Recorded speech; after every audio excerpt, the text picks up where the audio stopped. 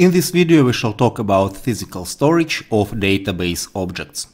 During our course we've already mentioned a lot of database objects. So how are all these objects stored physically? We shall review it right now in details.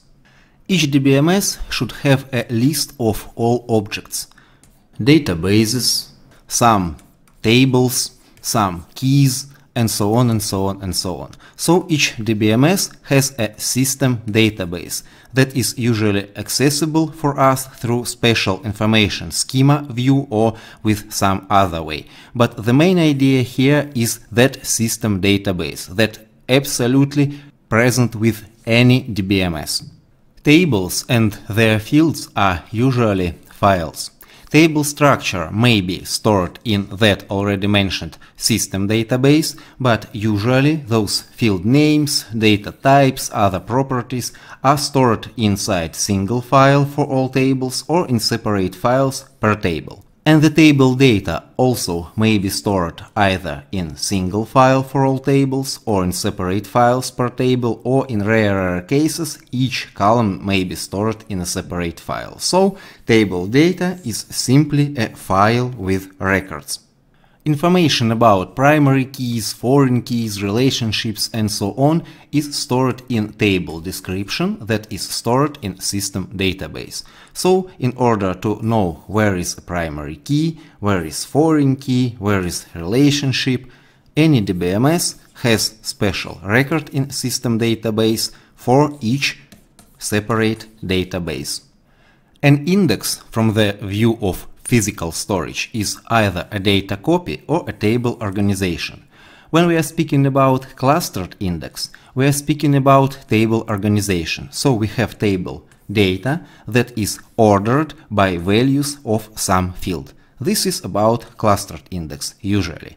And if we are speaking about non-clustered index, such index is just a copy of some data, and that copy is usually stored in a separate file. Non-materialized views are usually just a named SQL query. So we have some SQL code, then we add a name to access it, and that information is usually stored in system database. So imagine we have some SQL query, then we somehow name it, and that information will be stored in system database. Materialized views are a little bit difficult. It's also a named query, an SQL query, and the resulting data. So imagine we have some query, we put a name to it, all that information will be stored in system database, but the result of that query will be stored in a separate file or something like that, in order for DBMS to access it to answer to our query quickly. The update process of that stored data depends on the algorithm you configure while creating a materialized view. Triggers, stored functions, stored procedures are usually stored in the system database. The difference here is the form of storage.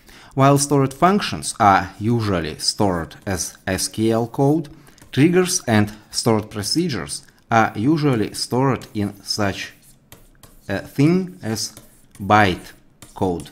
So they are precompiled in order for DBMS to execute them immediately.